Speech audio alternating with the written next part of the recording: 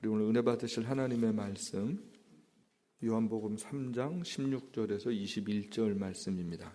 우리 사랑하는 성도 여러분들, 한 주간도 주님 은혜 가운데 평안하셨습니까?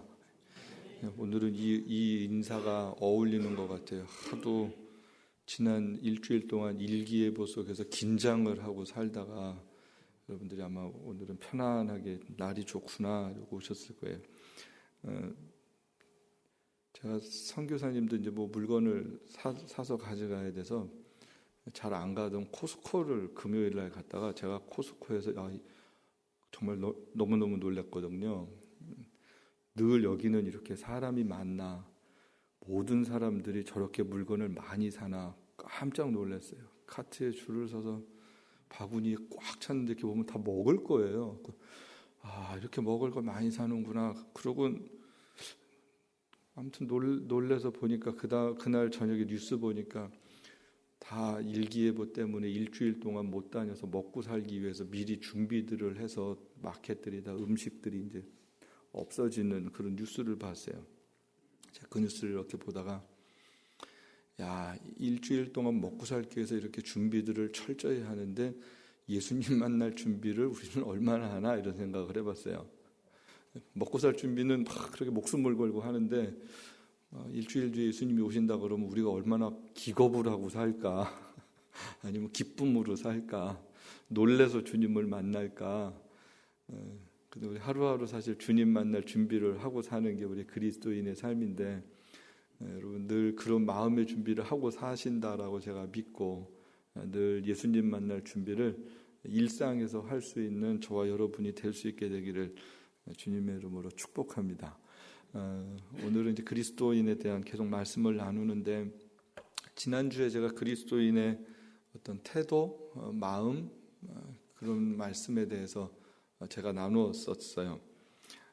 그리스도인들은 어떤 마음으로 살아야 되나, 어떤 삶의 태도를 가지고 살아야 되나, 예수님에게서 배워야 되고 예수님의 모습을 보고 그대로 우리도 따라야 되는 거죠. 우리의 생각, 우리가 살아왔던 방식, 이런 것들이 다 포기되어지고 예수님께 어떻게 보면 복종하고 사는 거거든요. 순종하고 사는 거거든요. 그래서 그리스도인이 되는 순간부터, 예수님을 믿는 순간부터 우리는 어떻게 보면 전혀 다른 생각과 마음과 태도를 가지고 살아야 된다라는 거예요. 그래서 내가 봤던 어떤 내 관점, 어떤 나의 퍼스펙티브를 가지고 사는 게 아닌 거죠. 내 마음에 끌리는 대로 사는 게 아니고요. 아주 익숙한 것을 따라서 사는 게 정말 아니에요. 그래서 우리의 삶이 예수님이 왜 이렇게 하셨지? 예수님이 그렇게 하셨던 것을 그대로 어떻게 보면 카피하고 사는 거예요. 예수님 닮아가는 게 그런 삶인 거예요. 예수님처럼 행동해야 되는 거죠. 예수님 믿고 천국 가면 돼. 예, 맞는 얘기예요. 그런데 그게 다가 아닌 거죠. 왜 이렇게 그리스도인 되라고 목사님이 1년 내내 할래나 뭐 이런 생각을 가질 수도 있고, 계속해서 그리스도인 되라는 말씀이 조금은 부담이 될 수도 있는 그런 말씀이지만 왜 이렇게 복잡한가? 그런데 예수 믿고 사는 게 그렇게 쉬운 얘기가 아니거든요. 믿음이 하나님의 선물인데 그 믿음 이후에 내가 구원받은 하나님의 백성답게 살아가는 것은, 그것은 내 몫인 거예요. 내가 어떻게 살아야 되나, 내가 어떻게 그리스도인 되어야 하나, 이거가 바뀌지 않으면 안 된다라는 거예요. 그래서 구원 이후에 그런 우리의 삶이 예배다라는 거예요. 예배다. 주일만의 예배가 아니라 구원받은 하나님의 백성들이 살아가는 그 삶의 자리가, 일터가, 직장이, 모든 만남들이 다 예배다라는 생각을 할 수 있어야 되고요. 결국은 그 삶의 예배가 될 때 뭐가 되는 거예요? 전도가 된다라는 거예요. 믿지 않는 사람들이 우리를 보고, 저 예수 믿는 사람이 다르구나. 예수 믿는 내 친구는 생각하는 게 달라. 삶이 달라. 이렇게 바뀌어지는 거죠. 그리고 그것이 선교가 된다라는 거예요. 물론 이 땅을 사는 그리스도인들의 삶이 다 완벽하지 않아요. 완전할 수도 없고요. 하지만 그리스도의 마음이 어떤 것인 줄은 알고 살아야 된다라는 거예요. 주님의 마음이 어떤 걸까? 최소한 이거는 알아야 되지 않냐. 그러니까 주님의 마음을 그래야 좀 따라가고자 하는 모습들이 있는 거죠. 그래서 그 마음을 알기 위해서 우리가 늘 노력해야 되고요. 그리고 하나님의 은혜를 늘 받아야 되고요. 그래서 그런 모습들을 통해서 하나님의 뜻이 나타나니까 우리가 할 수 있는 최고의 방법이 뭐냐면 하나님의 말씀을 정말 많이 읽어야 합니다. 그리고 묵상해야 되고요. 그리고 그걸 실천하기 위한 기도가 정말 필요한 거예요.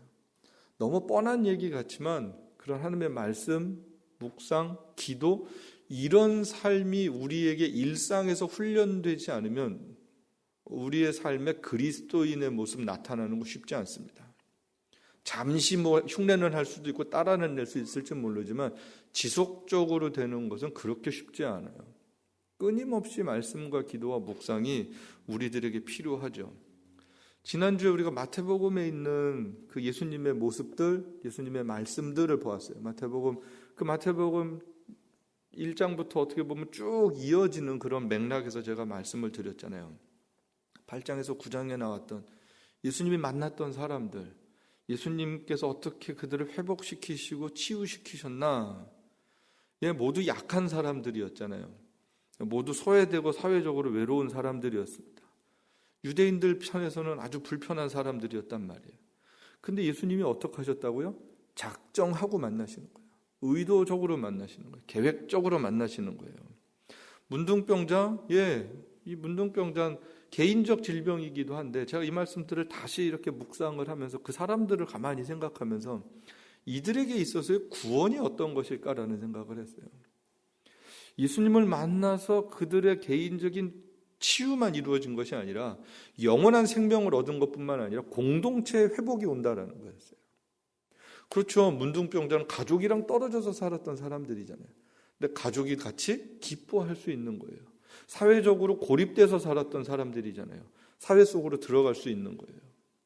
개인적 치유가 공동체 회복을 가져왔다라는 거예요. 이방인이었어요. 로마 사람들은. 근데 그 사람의 하인을 고쳐주는 거예요. 그 이방인의 믿음을 칭찬하시잖아요. 이방인과 유대인은 같은 형제 자매다라고 말할 수 없는 사람들이었어요. 근데 그들도 그리스도 안에 한 가족이 될 수 있게 해주는 거예요. 세상을 넓히시는 거예요.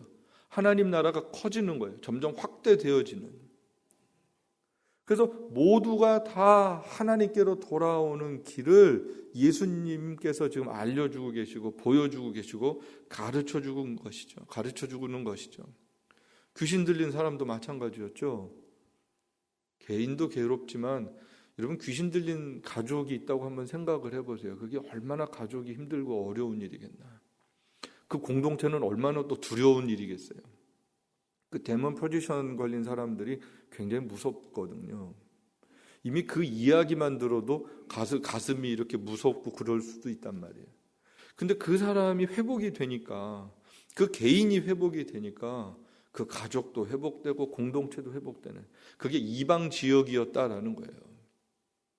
이방 땅에 버림받았던 사람들을 그리스도의 은혜로 말미암아 회복시키는, 개인과 가족과 공동체가 회복시키는 일이었죠.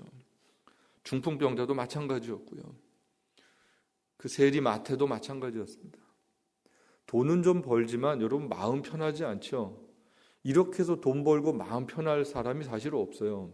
못된 짓 해서 돈을 많이 벌었어요. 부자다 당당하지 못해요. 마음이 불편했을 거예요. 그럼 가족들조차 편했겠나? 아니요, 가족도 안 편하죠. 우리 아빠 세리야 라고 자신 있게 말할 수 있었겠어요? 그 당시에 애들이? 그거 못해요. 부끄러워요. 힘든 일이었어요. 그런데 그 사람들을 회복시켜 주시는 거예요. 그 죄인 공동체, 세리 집단들을 다 같이 예수님이 만나서 식사하시고 이야기하시고 그러면서 이들도 회복돼서 하나님의 백성이 될 수 있는 길을 하나님이 열어주셨다라는 것이죠. 많은 사람들에게 용기를 주신 거예요. 소망을 주신 거예요. 하나님 나라의 그림을 정확하게 보여주신 것이 예수님께서 이 땅에 오셔서 직접적으로 말씀하시고 삶을 통해서 보여주신 그런 사건들이었습니다. 이 장면들은 예수님이 오신 목적을 정확하게 가르쳐주고 있죠. 예수님 분명히 말씀하셨어요. 내가 의인을 위해서 온 게 아니야. 건강한 사람을 위해서 온 것이 아니야. 죄인들을 위해서, 병든 사람들을 위해서. 하나님의 은혜가 필요한 사람들을 위해서 내가 왔어 라고 분명하게 오신 목적을 말씀하시고, 그 예수님의 마음이 긍휼이라는, 컴패션이라는 것을 분명하게 알려주시죠. 유대인들이 쌓던 큰 울타리를 예수님이 이렇게 뛰어넘고 무너뜨리고, 그들도 모두가 다 하나다라는, 이 땅에 있는 모든 사람들은 그리스도 안에서 한 가족 될 수 있는 것을 말씀하고 계시죠. 사회적으로 굉장한 이야기였습니다. 하지만 하나님 앞에서 옳은 일이셨고요. 개인들에겐 말할 수 없는 축복의 사건이었고요. 아마 이 사람들은 평생 그 예수님을 잊지 못할 거예요. 여러분, 치유받았던 사람, 예수님 통해서 치유받았던 사람들이 그 예수님 잊을 수 있을까요? 잊지 못하죠. 그럼 그 사람들이 입 다물고 살까요? 입 못 다물죠. 예수님 누구인지 이야기할 수밖에 없죠. 예수님을 소개할 수밖에 없죠. 나를 살려주시고 고쳐주시고 사람답게 살게 해주신, 외롭게 살던 사람을 사람답게 살게 해주신, 버림받고 살던 사람들은 버림받지 않고 살게 해주신, 인격적 대우를 못 받고 살았는데 인격적인 대우를 받고 살게 하신 이 예수님의 은혜를 잊을 수 있겠냐고요. 잊지 못하는 거예요. 그리스도의 은혜를 받으면, 진짜 그 은혜를 받으면 그 은혜 잊을 수가 없죠.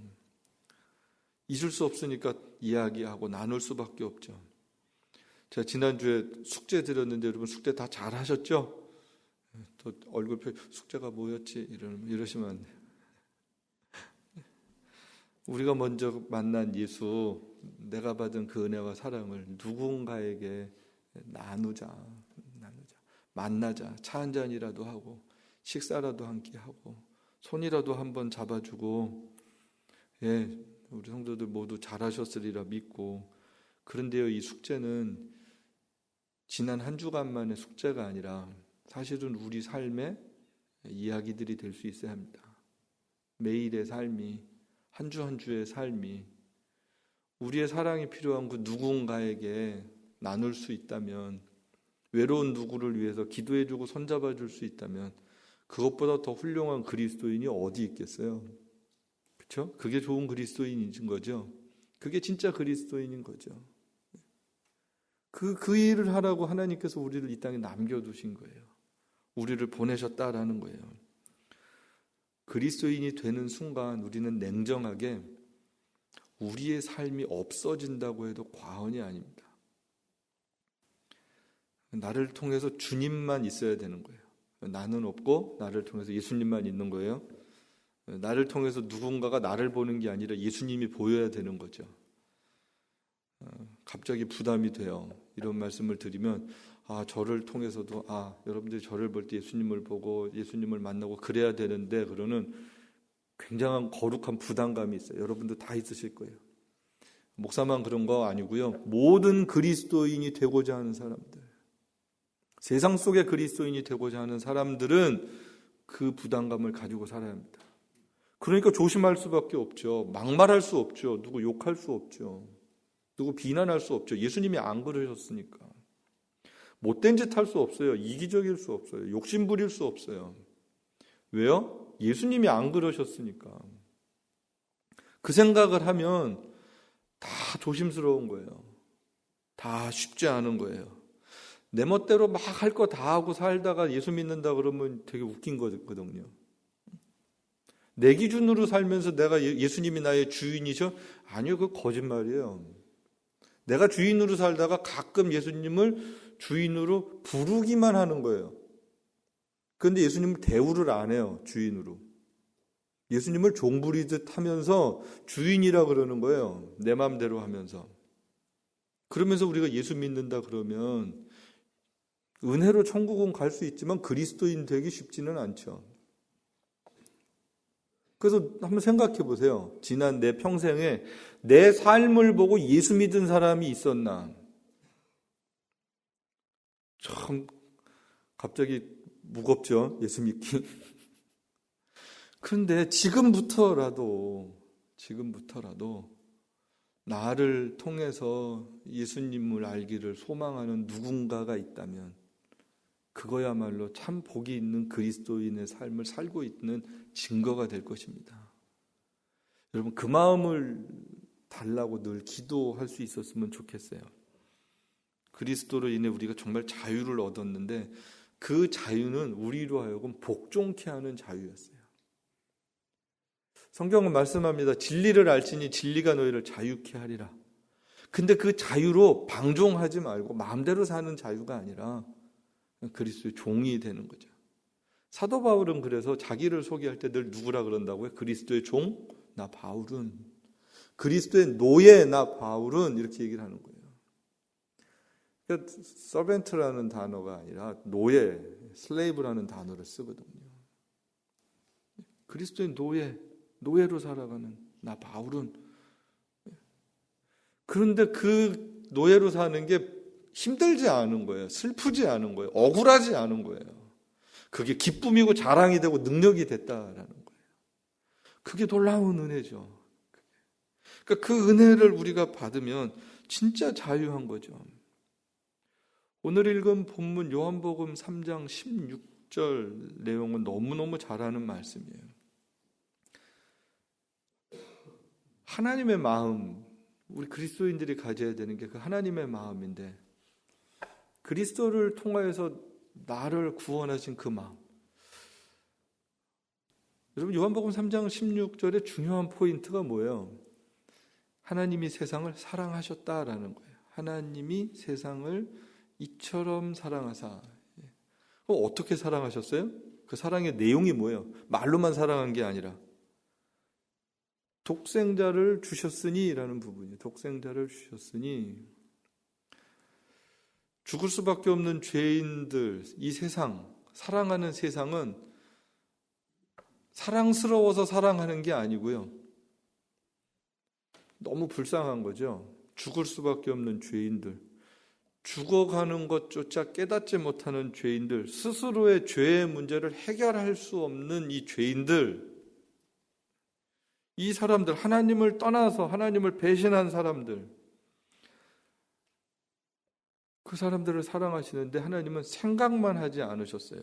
고민만 하지 않으셨어요. 그리고 그 사랑을 구체적으로 행동으로 옮기신 게 아들 예수를 세상에 보내셨다라는 거예요. 죄 없는 아들 예수를 세상에 보내서 세상에 있는 모든 죄를 예수에게 담당시키셨어요. 그게 십자가예요.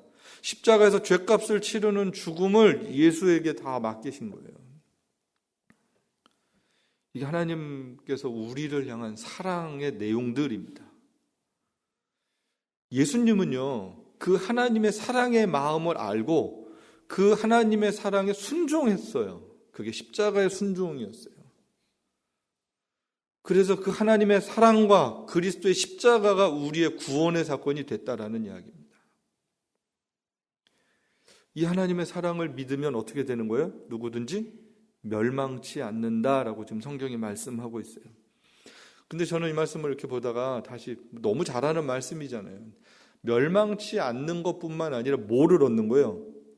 영생을 얻는 거예요. 할렐루야.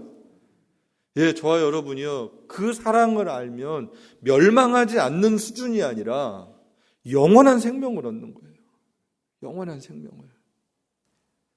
예, 그래서 요한복음 3장 16절은 이렇게 말씀해요. 하나님이 아들을 세상에 보내신 것은 세상을 심판하려 하심이 아니요 저로 말미암아 세상을 구원받게 하려 하심이라. 예, 하나님의 사랑은, 하나님의 계획은 세상을 심판하는 게 아니라 세상을 구원하는 거였어요. 저 여러분이 심판받는 걸 원하지 않으시죠? 저 여러분이 지옥 가는 거 원하지 않으세요?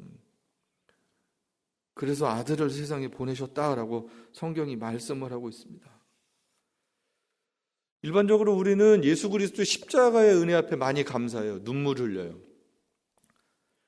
그런데 아들을 죽여서 우리를 살리신 그 하나님의 사랑에 대해서는 조금 실감이 덜한 것 같아요. 그런데 한번 생각해 보세요. 여러분, 부모님들이 애가 아프면 뭐라고 그러세요? 차라리 내가 아픈 게 낫다 그러죠. 차라리 내가 아픈 게 낫다. 자식이 죽을 일이 있어요. 근데 누구 하나가 대신 죽으면 자식을 살린다 그러면 모든 부모님들은 다 그렇게 하실 거예요. 자식들은 안 그럴 텐데 부모님들은 다 그러실 거예요. 부모님들은. 자식을 살린다 그러면 안 죽을 부모가 있겠어요? 그렇죠? 어른들 다 그러시죠? 그러면 한번 가만히 생각을 해보세요. 자식 잘 돼도 내가 기쁘고 자식이 죽는 것보다 내가 죽는 게 나아. 그러면 나보다 누가 더 귀한 거예요? 자식이 귀하죠. 근데 하나님이 어떻게 하신 거예요? 자식을 죽여서 우리를 살리셨다니까요. 갑자기 그 생각이 나는데 머리가 쭈뼛 서더라고요. 와, 이 하나님의 사랑, 하나님의 마음. 이게 우리가 상상이 안 되는, 그 아들이 십자가에 죽는 걸 보고 계신 그 아버지의 마음, 아들을 죽이겠다고 세상에 보내는 아버지의 마음, 그 하나님 아버지의 마음이 너무너무 큰 거예요.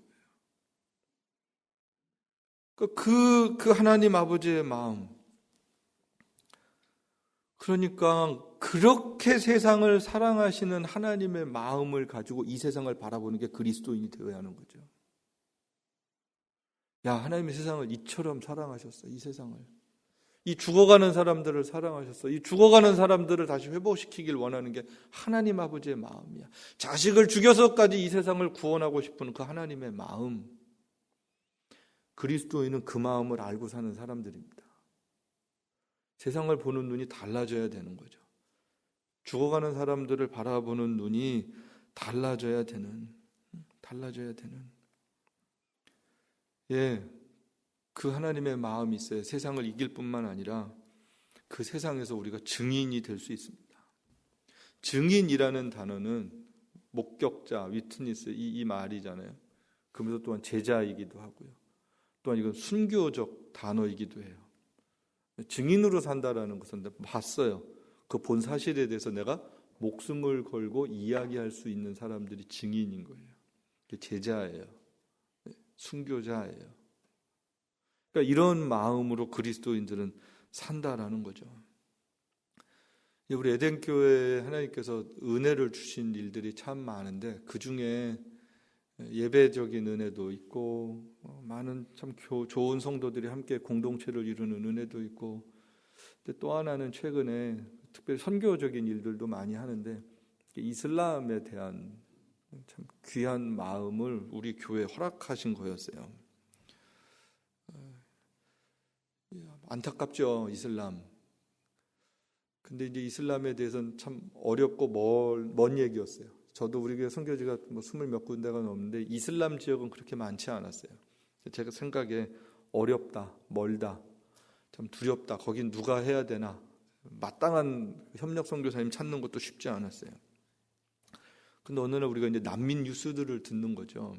이슬람에 대한 뭐 끝없는 전쟁, 뭐 다른 사진들도 있는데 그냥 저 난민들, 행렬들, 저걸 하나님께서 참 굉장히 많이 이렇게 보여주셨어요. 근데 저 어른들이 전쟁을 하는데 결국은 누가 죽어가는 거예요? 아이들이 죽어요. 저 사진 한 장이 굉장히 충격적인 사진이었죠. 애가 난민선 배 타고 다니다가 떨어져서 죽어서 그냥 떠밀려 와서 찍은 저 사진, 굉장히 저에게 충격이었어요. 그리고 나서 난민촌에서 살아가는 저 아이들, 복음을 들을 기회도 없이 죽어가는 어린이들, 쟤들이 참 무슨 잘못이 있을까? 쟤들은 저렇게 해서 죽으면 이 땅에서도 처참하게 살다가 다 어디 가는 거예요? 지옥 가는 거잖아요. 이 땅에서의 불행이 다가 아니라 저렇게 살다가 지옥 가는 거, 너무너무 안타까운 마음이었어요. 이 아이들을 어떻게 도울 수 있을까? 이 아이들은 학교를 안 받아줘요. 난민으로 나와도 레바논이나 이슬람에서 정식 학교에서 받아주지 않아요. 너무 많아. 국가가 어떻게 할 수가 없어요. 가보니까 뭐 학교도 제대로 없고, 제가 궁금해서 이제 방문을 했잖아요. 레바논이고 요르단이고 터키고 난민들이 너무 보고 싶어서 시리아를 둘러싼 나라들만을 제가 이렇게 방문을 해서 그 난민촌들을 다니면서 보는데 애들이 교육을 제대로 받지도 못해요. 뭐가 없어요. 어른들도 뭐 교회를 오지만 그냥 오고 싶어서 오는 게 아니라 먹고 살기 위해서 생필품 받으러 오는 거예요. 뭐 예배 드리려고 이런 거 아니에요. 그래도 뭘 주니까 그걸 받으러 오는 사람들, 저렇게 사는 사람들, 저렇게 사는 사람들을 보고 그러는 가운데 2016년에 제가 15년쯤이죠.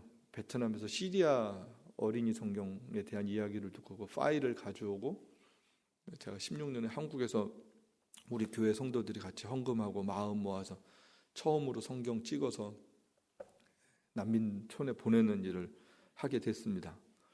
전 이게 마지막 하나님께서 이슬람 사람들에게 복음을 전할 수 있는 굉장한 마지막 기회다라는 생각을 했었어요.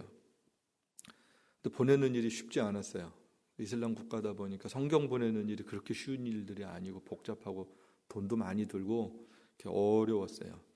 그러다가 2017년이죠. 2017년에 레바논 현지에서 인쇄소를 찾아서 저희가 성경을 거기서 찍고 그 레바논에서 이제 보내는 일들을 우리가 하게 됐습니다.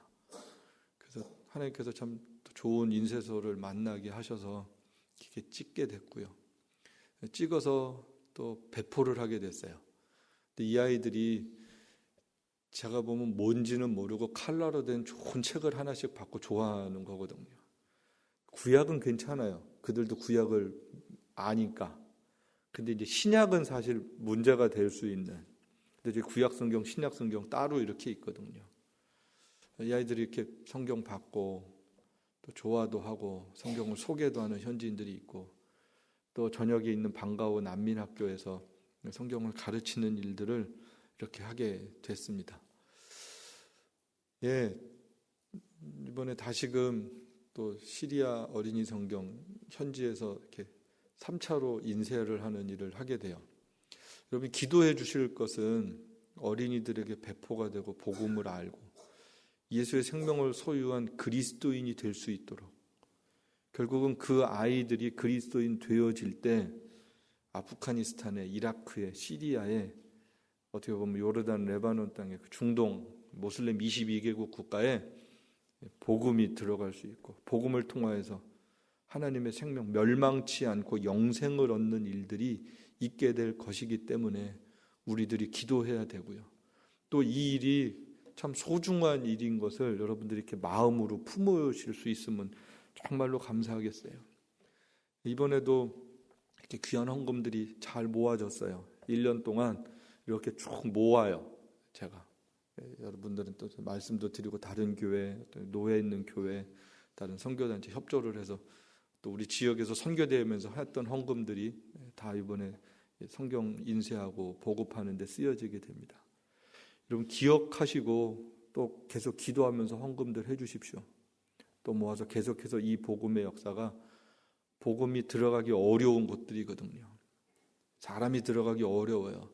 시리아, 미국 사람, 한국 사람 다 못 들어갑니다.